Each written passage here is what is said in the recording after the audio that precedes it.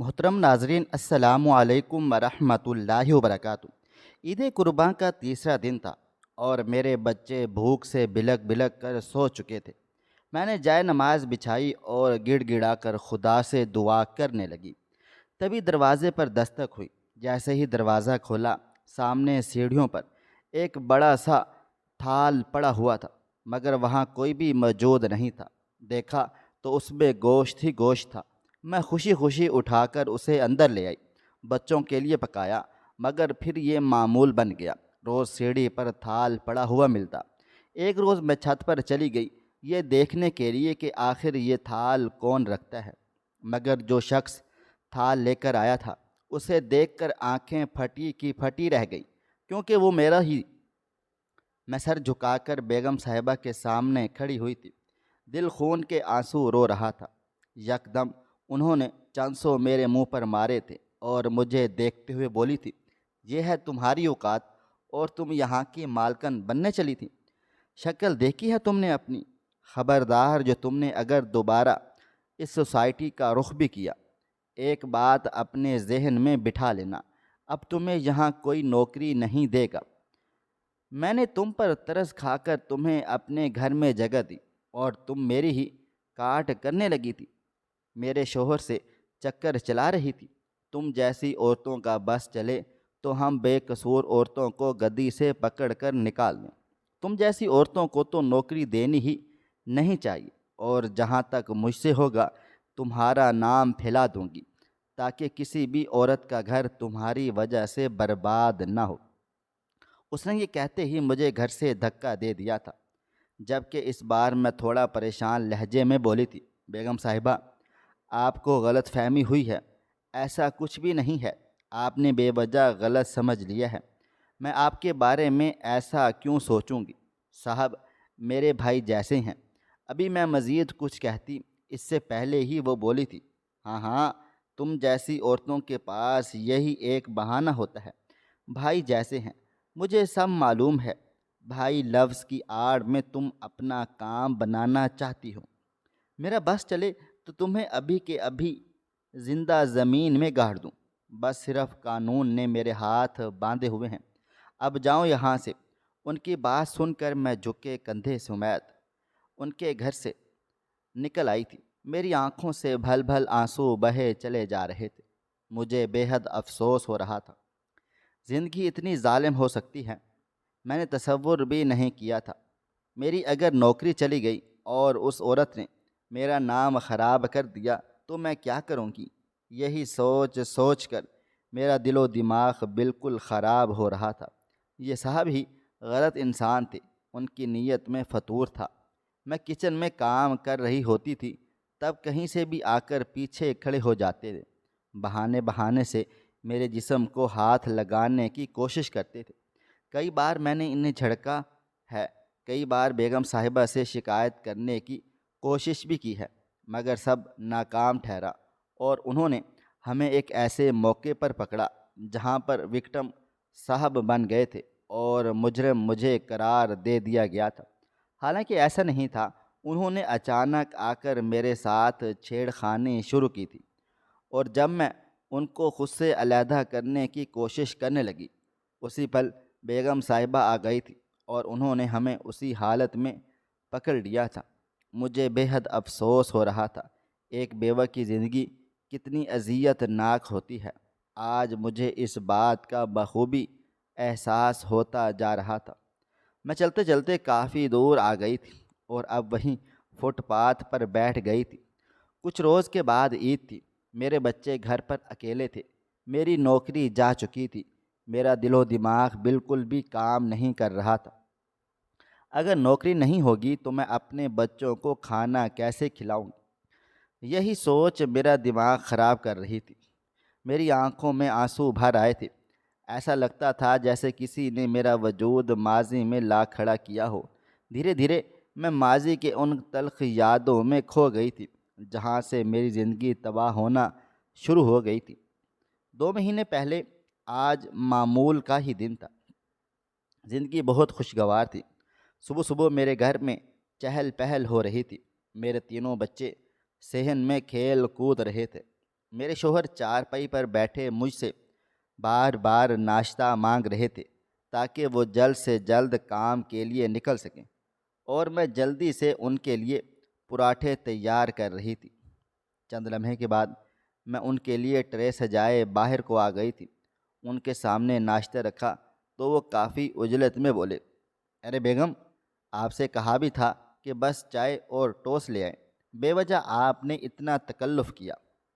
ابھی مجھے اتنی دور نکلنا ہے۔ وہ پراٹھے کا لقمہ توڑتے ہوئے جلدی جلدی بولے تھے، جبکہ میں مسکراتے ہوئے بولی، اتنی محنت نہیں کیا کریں، آپ تھک جاتے ہیں، اور پلیز اپنے لیے نوکری کہیں قریب ہی تلاش کر لیں۔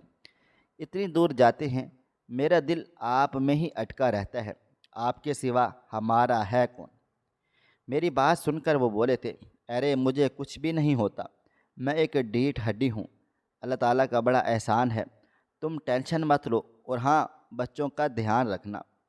میں نے سنا ہے کہ کچھ بچے اغوا ہوئے ہیں، ان لوگوں کو باہر نہیں جانے دینا۔ وہ مجھے یہ بات کئی دنوں سے بول رہے تھے۔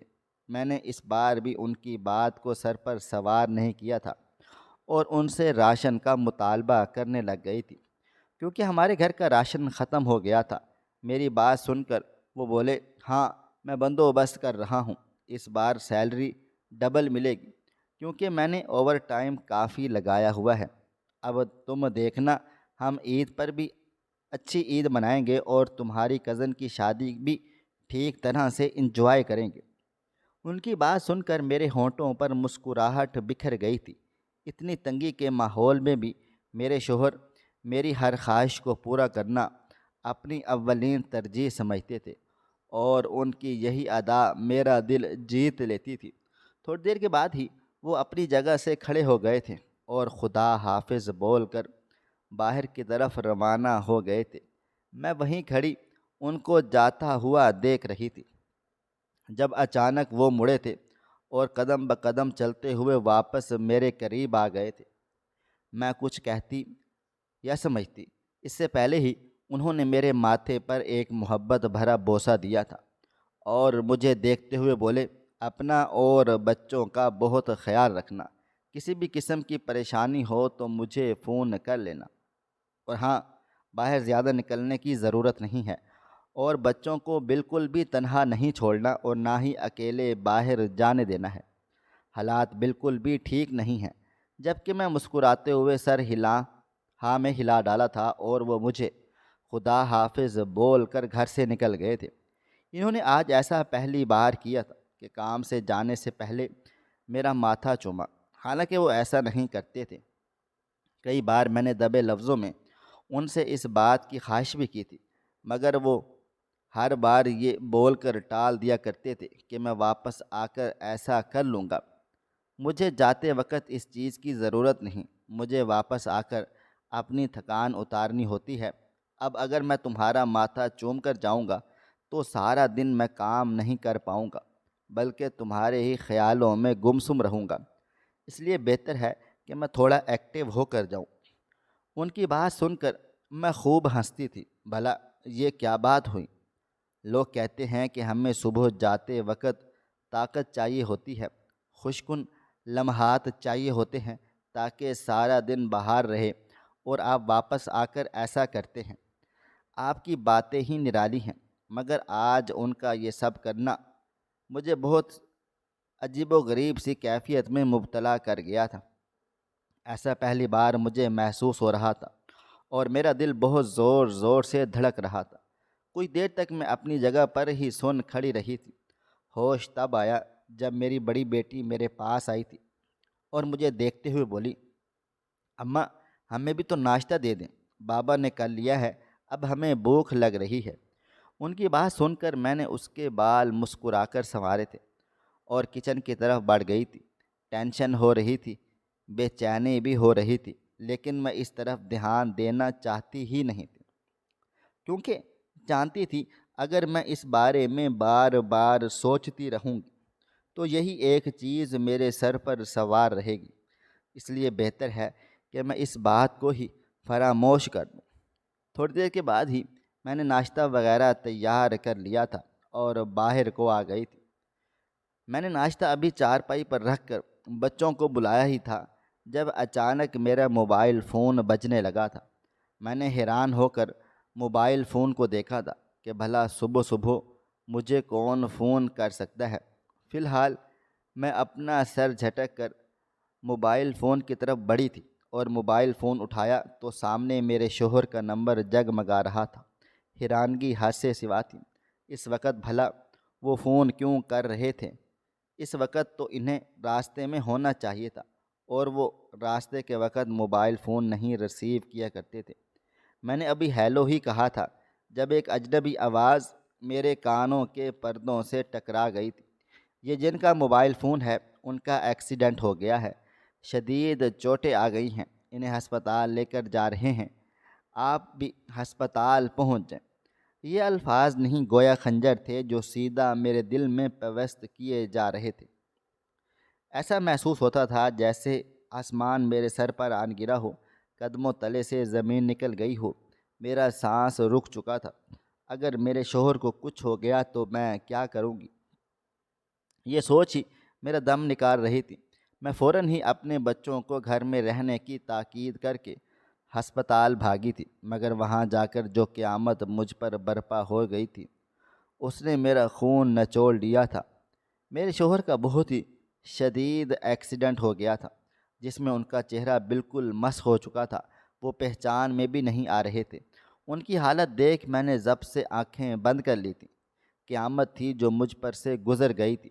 میں خوب روئی تھی۔ وہاں جا کر ڈاکٹرز نے جواب دے دیا تھا کہ آپ کے شوہر جائے واردات پر ہی مر گئے تھے۔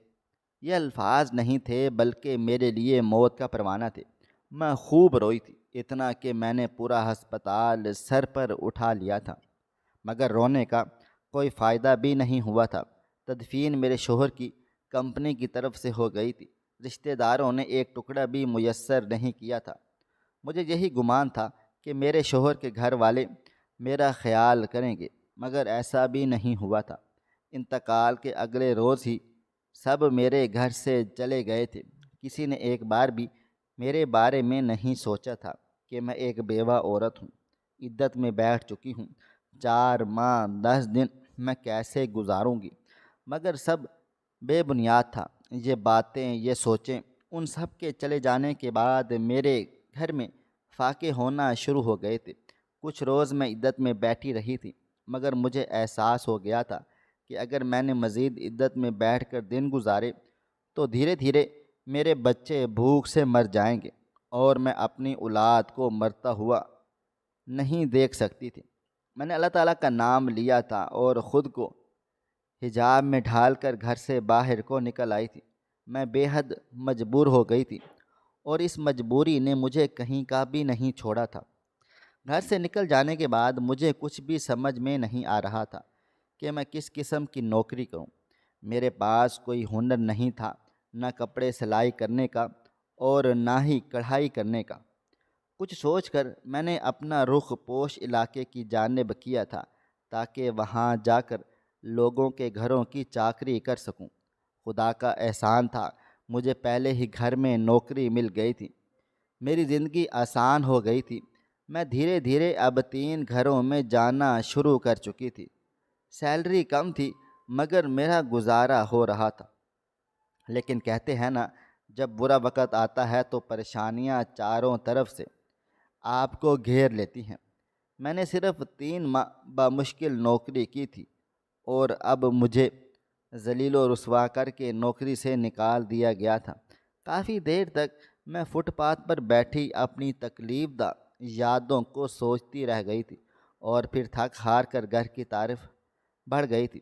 ایک مختصر مسافت طے کر کے میں گھر میں داخل ہوئی تو سامنے کا منظر دیکھ میرا سانس رک چکا تھا۔ میرا چھوٹا بیٹا زمین پر گرا ہوا تھا اور اس کے سر سے بھل بھل خون بہے نکلے جا رہا تھا۔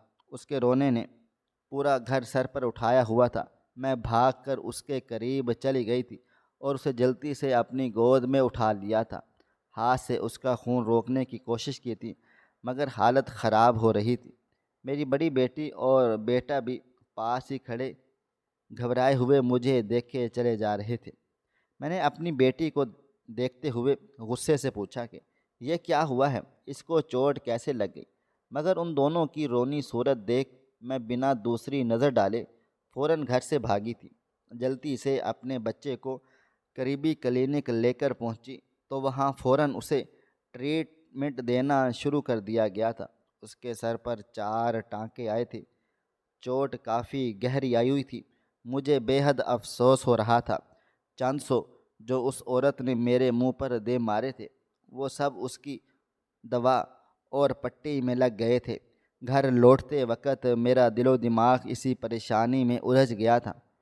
میں نے یہی سوچا تھا کہ آٹا لے کر دال دوں گی، سالن کا بندوبست ہو جائے گا، مگر اب یہ حالات تھے کہ گھر میں سوائے پانی کے 1 روپیہ بھی نہیں تھا۔ میں سیلری وقت سے پہلے لے چکی تھی۔ بڑی بیٹی کی طبیعت اچانک خراب ہو گئی تھی، جس کی وجہ سے میری ساری سیلری اسی میں ہی لگ گئی تھی، اور اب جو چند 100 روپے مجھے ملے تھے وہ چھوٹے بیٹے کی مرہم پٹی میں لگ گئے تھے۔ یہی سب سوچ کر میرا دل دماغ خراب ہو رہا تھا۔ 3 دن کے بعد عید تھی۔ میں گھر آ گئی تھی اور اپنے بیٹے کو بستر پر لٹا کر چارپائی پر بیٹھ گئی تھی۔ مجھے شدت سے رونا آ رہا تھا۔ دل چاہ رہا تھا کہ کچھ کر بیٹھوں۔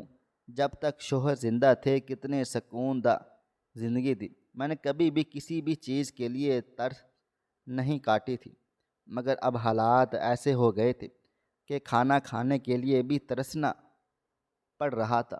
میں نے خود کو دلاسا دیا تھا، 3 دن کے بعد عید ہے، ڈھیروں ڈھیر گوشت گھر میں ہوگا، کھانے کا بندوبست اچھے سے ہو جائے گا۔ لیکن میں جانتی ہی نہیں تھی یہ دنیا بہت ظالم ہے۔ یہاں کے لوگوں کے سینے میں دل نہیں پتھر ہے۔ سب ایک دوسرے کو تبھی گوشت دیتے ہیں جب وہ قربانی کریں، اور میرے پاس اتنے وسائل نہیں کہ میں کچھ کھا پاتی۔ بھلا میں قربانی کیسے کرتی؟ وقت اور تیزی سے گزرتا جا رہا تھا۔ 3 دن کا عرصہ کس طرح گزرا کچھ پتہ بھی نہیں چلا تھا۔ پاس پڑوس سے مانگ کر میں نے گزارا کر لیا تھا۔ ایک تو دکانوں سے ادھار بھی پکڑ لیا تھا تاکہ نئی نوکری ملتے ہی انہیں واپس دے سکوں۔ کوئی بھی مجھے ادھار نہیں دینا چاہتا تھا۔ سب کا یہی کہنا تھا کہ تم ایک ماسی ہو اور ماسی کی اتنی سیلری نہیں ہوتی۔ مگر کچھ رحم دل لوگ بھی اس دنیا میں موجود تھے جنہوں نے میری مدد کی تھی۔ آج چاند رات تھی، میں آسمان کو دیکھتی جا رہی تھی۔ گھر سے باہر گائے گھمانے کی آوازیں آ رہی تھی، ڈھول پیٹتے چلے جا رہے تھے۔ میں نے اللہ تعالیٰ کا لاکھ لاکھ شکر ادا کیا تھا کہ اے پاک پروردگار، تو کتنا رحمان ہے، تو کتنا غنی ہے، تو اپنے بندوں کے بارے میں کتنا سوچتا ہے۔ ہم جیسے غریب لوگ جو صرف ایسے گوشت کو دیکھ سکتے ہیں، سال میں ایک بار ہمیں بھی وہ کھانے کو مل جاتا ہے۔ یہ سوچ آتے ہی میری آنکھیں بھر آئی تھیں، مگر مجھے معلوم ہی نہیں تھا کہ یہاں پر رہنے والے انسان نہیں ہیں بلکہ انسانی روپ میں شیطان ہیں۔ اگلی صبح کا سورج پوری آب و تاب سے روشن ہوا تھا۔ آج عید کا دن تھا لیکن خوشی نام کو نہیں تھی۔ میں نے اپنا شوہر کھو دیا تھا، نوکری میرے ہاتھوں سے چلی گئی تھی، گھر میں راشن نہیں تھا۔ بھلا میں کیا عید کی خوشیاں مناتی؟ میرے بچے کپڑے پہن کر تیار ہو گئے تھے۔ بڑی بیٹی برابر والے کے گھر چلی گئی تھی، جبکہ چھوٹا میرے پاس ہی لیٹا ہوا تھا۔ میری نظریں دروازے پر ہی لگی ہوئی تھیں۔ مجھے گوشت کا بے صبری سے انتظار ہو رہا تھا، کیونکہ آج گھر کا راشن ختم ہو چکا تھا۔ 3 دن پہلے جو راشن میں ادھار پر لے کر آئی تھی، اب اس کا ایک دانہ بھی نہیں بچا ہوا تھا، اور مجھے معلوم تھا کہ مجھے اب کوئی بھی ادھار نہیں دے گا۔ وقت اور تیزی سے گزرتا چلا جا رہا تھا۔ میرا دل بہت زور زور سے دھڑک رہا تھا۔ میرے بچے کئی بار مجھ سے یہ بات پوچھ چکے تھے کہ امی جان گوشت کب آئے گا، آپ ہمارے لیے کھانا کب پکائیں گی، مگر میں انہیں کیا جواب دیتی؟ حالانکہ ہمارے پڑوس میں قربانی ہوئی تھی، دائیں جانب بھی اور بائیں جانب بھی، مگر شاید کہ ان کے دلوں میں انسانیت مر چکی تھی، جو ہم جیسے بے سہارا لوگوں کے بارے میں سوچنا بھی نہیں چاہتے تھے۔ میری آنکھوں سے آنسو بھل بھل بہنا شروع ہو گئے تھے۔ میرا دل خون کے آنسو رو رہا تھا۔ چند لمحے میں نے مزید انتظار کیا تھا، اور پھر بھاری دل کے ساتھ اپنے کمرے میں آ گئی تھی۔ میں نے اللہ تعالیٰ کا نام لیا تھا اور جائے نماز بچھا کر اس پر کھڑی ہو گئی تھی۔ ایک گہری سانس لے کر میں نے نیت باندھ لی تھی۔ ظہر کی نماز ادا کر کے میں نے بارگاہ الہی میں ہاتھ بلند کر دیے تھے۔ آنکھوں سے اب ایک بار پھر زار و قطار آنسو آنا شروع ہو گئے تھے۔ میرا دل عید کے روز بھی بہت زیادہ اداس تھا۔ چند لمحے میں خاموشی سے اپنی ہتھیلی کو دیکھتی رہ گئی تھی اور پھر اداس ہو کر اپنے رب سے بولی تھی، اے رب العالمین، آج عید کا پہلا دن ہے، ہر گھر میں گوشت پک رہا ہے، ہر جگہ خوشحالی ہے۔ یا اللہ، میری زندگی میں بھی آسانی پیدا کر دے۔ میں بھی اچھا کھانا پکانا چاہتی ہوں، اپنی اولاد کو خوشحال دیکھنا چاہتی ہوں۔ یا اللہ، میری مشکلات کو آسان فرما، میری نوکری واپس بحال کر دے اور میرے گھر میں بھی گوشت بھیج دے۔ میرے ساتھ ایسا ظلم کیوں ہو رہا ہے؟ میں نے کبھی کسی کے ساتھ برا نہیں کیا، کبھی کسی کا برا نہیں چاہا، تو یا رب، میرے ساتھ ایسا کیوں ہو رہا ہے؟ آخر مجھ سے کیا خطا سرزنش ہو گئی؟ کافی دیر تک میں اللہ تعالیٰ سے دعائیں مانگتی رہ گئی تھی اور کب میں جائے نماز پر بیٹھی بیٹھی سو گئی، مجھے کچھ پتہ نہ چلا تھا۔ وقت اور تیزی سے گزرتا جا رہا تھا۔ میری آنکھ میری بڑی بیٹی کے اٹھانے پر کھلی تھی۔ میں نے آنکھیں کھول کر دیکھی تو سامنے ہی وہ چھوٹا سا منہ بنائے کھڑی ہوئی تھی۔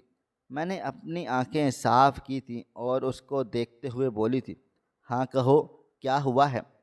وہ میری بات سن کر چند لمحے کو خاموش رہ گئی تھی اور پھر اچانک میرے گلے سے لگ گئی تھی اور روتے ہوئے بولی، اماں، مجھے اور ان دونوں کو بھی بہت بھوک لگ رہی ہے۔ آپ نے کہا تھا کہ آج آپ ہمیں گوشت بنا کر کھلائیں گی اور گھمانے بھی لے کر جائیں گے، مگر اماں، ابھی تک تو گوشت ہی نہیں آیا اور بھوک سے میری جان نکلتی جا رہی ہے۔ اس کی بات سن کر میری آنکھیں نم ہو گئی تھیں۔ میں نے اس کے آنسو صاف کرتے ہوئے بولی تھی، ہاں بیٹا، میں بھی گوشت کا ہی انتظار کر رہی ہوں، کوئی نہ کوئی تو ضرور بھیجے گا۔ ہماری گلی میں کتنے ساری قربانیاں ہوئی ہیں۔ اللہ کے گھر دیر ہے لیکن اندھیر نہیں، انتظار کرو، اللہ تعالیٰ صبر کرنے والوں کو پسند فرماتا ہے۔ میری بات سن کر میری معصوم بیٹی بولی تھی، اماں، کتنا صبر کروں، دوپہر ہونے کو آئی ہے، ابھی تک ہم نے منہ میں ایک اناج کا دانہ بھی نہیں ڈالا، گھر میں کچھ بھی نہیں ہے جو آپ ہمیں بنا کر دیں۔ بابا کہاں چلے گئے ہیں؟ وہ ہوتے تو کتنا سکون تھا، اور اب ہماری زندگی کتنی پیچیدہ ہو گئی ہے۔ ان سے کہیں کہ وہ لوٹ کر آ جائیں۔ میں اور وہ دونوں بالکل بھی ان سے کسی بھی چیز کی فرمائش نہیں کریں گے، بلکہ ہم صرف بابا سے پیار کریں گے، ان کا خیال رکھیں گے، بدلے میں صرف وہ ہمارے لیے کھانا لے آئیں۔ ان کی باتیں سن کر میں نے بہت مشکل سے اپنے آنسوؤں کو کنٹرول کر لیا تھا۔ میں نے اس کو اپنے سینے میں بھینچ لیا تھا۔ دل بہت عجیب و غریب سا ہو رہا تھا، ایسا لگتا تھا جیسے ابھی پھٹ جائے گا۔ آج مجھے میرے شوہر شدت سے یاد آ رہے تھے۔ دل چاہ رہا تھا کہ بس میں بھی مر جاؤں، یہ قصہ ہی تمام ہو جائے گا۔ میں اپنے بچوں کو اس اذیت بھری زندگی سے دوچار نہیں کرنا چاہتی تھی۔ وقت دھیرے دھیرے گزرتا چلا جا رہا تھا۔ پورا دن معمول کے مطابق طے ہو گیا تھا، لیکن کسی ایک شخص نے بھی میرے گھر گوشت نہیں بھیجا تھا۔ کئی بار میرا دل کیا کہ میں خود جا کر مانگ لوں، مگر مجھے معلوم تھا کہ یہ لوگ مجھے جھڑک دیں گے۔ بیوہ ہونے کی وجہ سے کوئی بھی عورت مجھے اپنے گھر کے آس پاس سے بھی گزرنے نہیں دیتی تھی۔ دیکھنے میں بہت خوبصورت تھی، جوان تھی، بچے بھی چھوٹے تھے۔ یہی وجہ تھی کہ ہر عورت اپنے مرد کے لیے انسیکیور ہو جاتی تھی، اور اس میں کوئی غلط بات بھی نہیں تھی۔ میرے بچے بھوک سے تڑپ تڑپ کر سو گئے تھے، جبکہ میں برآمدے میں آ کر بیٹھ گئی تھی۔ میں اب اللہ تعالیٰ سے خوب شکوے شکایات کرنا چاہتی تھی۔ میں ان سے شکایت کرنا چاہتی تھی کہ ان کی دنیا کے لوگ اچھے نہیں ہیں، ان کے لوگوں نے ہمیں بہت زیادہ تکلیفیں دی ہیں، ان کے سینے میں دل نہیں، پتھر ہے۔ آپ نے میرے ساتھ اچھا نہیں کیا، مگر میں کچھ بھی نہیں بول پائی تھی، بس خاموش نگاہوں سے آسمان کو دیکھتی چلی جا رہی تھی جب اچانک مجھے اپنے گھر کی چھت پر آواز سی محسوس ہوئی تھی۔ میں نے گھبرا کر اوپر کی طرف دیکھا۔ نیچے میرے تینوں معصوم بچے سو رہے تھے۔ اللہ کا نام لے کر میں سیڑھیوں کی طرف بڑھ گئی تھی۔ دل میرا خود کا بھی بہت زیادہ ڈر سا گیا تھا۔ کیا مجھے اوپر جانا چاہیے تھا؟ یہ خیال ہی مجھے پریشان سا کر رہا تھا کہ اگر اوپر کوئی چور یا ڈاکو وغیرہ ہوا تو میں کیسے اس کا مقابلہ کروں گی۔ ایک لمحے کے لیے میرے دل میں خیال آیا کہ میں واپس گھر کے اندر چلی جاتی ہوں اور دروازہ بند کر لیتی ہوں، لیکن میں اس طرح سوائے خود کو پریشان کرنے کے اور کچھ بھی نہیں کر پاؤں گی۔ میں نے سیڑھیاں چڑھنا شروع کر دی تھیں، ساتھ میں اللہ تعالیٰ کے نام کی تسبیح بھی پڑھتی چلی جا رہی تھی۔ جیسے ہی میں چھت پر پہنچی، سامنے کا منظر دیکھ کر میں حیران رہ گئی تھی۔ ایک بڑے سے تھال میں کافی سارا گوشت رکھا ہوا تھا۔ میری آنکھیں حیرانگی سے پھیل چکی تھیں۔ میں نے فوراً اس گوشت کی طرف ہی بڑھ گئی تھی۔ پورا گوشت میں نے اٹھا لیا تھا۔ چاروں طرف نظریں دوڑائی تھیں تو وہاں پر ایسا کوئی بھی شخص موجود نہ تھا جس پر میں شک کرتی۔ میں گوشت لیے نیچے کو آ گئی تھی۔ آنکھوں میں آنسو آ گئے تھے۔ کیا اللہ تعالیٰ نے میری غیبی مدد کی تھی یا پھر کوئی انسان کی شکل میں فرشتہ چلا آیا تھا جو میری مدد کر کے چلا گیا تھا؟ مگر فی الحال میں نے فوراً اپنا رخ کچن کی طرف کر لیا تھا۔ جلدی جلدی اس گوشت کو بھوننا شروع کر دیا تھا۔ میرے پاس مصالحے وغیرہ تو نہیں تھے، اس لیے میں نے صرف تیل میں اسے نمک سے بھون لیا تھا۔ جیسے ہی وہ پک کر تیار ہوا تو میں کھانا لیے کمرے میں داخل ہو گئی تھی۔ اپنے بچوں کو زبردستی جگا کر انہیں کھانا کھلایا تھا تو وہ بے اختیار رونا شروع ہو گئے تھے کہ اماں، ہماری زندگی کتنی مشکل ہو گئی ہے، آپ ابا کو ڈھونڈ کے کیوں نہیں لے کر آ جاتی؟ ان کی باتیں میرا کلیجہ نوچ لیتی تھیں، مگر میں کیا کرتی؟ سوائے ان کی باتوں کو برداشت کرنے کے علاوہ میرے پاس اور کوئی راستہ بھی نہیں تھا۔ وقت دھیرے دھیرے گزرتا چلا جا رہا تھا۔ دوسری عید، تیسری عید، حتیٰ کہ اب عید کو بھی پورا ایک ہفتہ بیت گیا تھا، لیکن ہر روز میرے لیے بڑے سے تھال میں گوشت چھت پر موجود ہوتا تھا۔ خدا کا لاکھ لاکھ شکر تھا کہ میری نوکری لگ گئی تھی۔ میں نے دوسرے علاقے میں جا کر نوکری کی بات کی تھی۔ کافی جانچ پڑتال کی گئی، مگر مجھے کم پیسوں میں ہی وہاں پر رکھ لیا گیا تھا۔ میری زندگی اب دھیرے دھیرے ٹھیک ہونے لگ گئی تھی، مگر اب بھی اس گوشت کے تھال کا ہونا میرے لیے حیرانگی کا باعث بن رہا تھا۔ آج معمول کا ہی دن تھا، کام سے چھٹی تھی، اس لیے میں نے آج کپڑے لگا لیے تھے۔ کپڑے وغیرہ دھو کر میں جلدی فارغ ہو گئی تھی۔ پارٹی میں ڈال کر میں نے اپنا رخ اب چھت کی طرف کر دیا تھا۔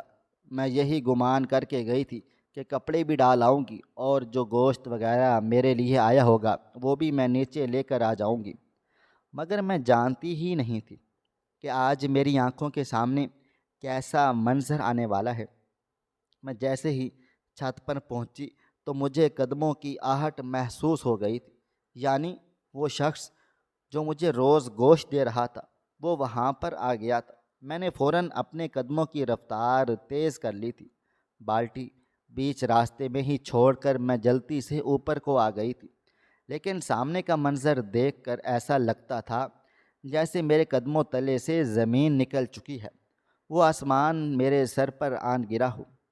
میں پھٹی پھٹی نگاہوں سے سامنے کھڑے شخص کو دیکھے جا رہی تھی۔ اس کا حال بھی کچھ مختلف نہ تھا۔ اس کو بھی یہ والی امید ہرگز نہ تھی کہ میں اس وقت یہاں پر پہنچ جاؤں گی۔ وہ وہاں سے جاتا اس سے پہلے ہی میں بولی تھی کہ اس منظر کے بعد میں آپ کو کبھی بھی معاف نہیں کروں گی۔ آپ نے صرف میرا مان ہی نہیں، میرا بھروسہ، میری زندگی، مجھے، ہم سب کو توڑ ڈالا ہے۔ قاسم، آپ زندہ ہیں؟ سامنے کھڑا شخص کوئی اور نہیں بلکہ میرا ہی شوہر تھا جو صحیح سلامت گوشت رکھ رہا تھا۔ مجھے دیکھتے ہی وہ بری طرح سے گڑبڑا سے گئے تھے اور میری بات سن کر وہ وہیں تھم سے گئے تھے۔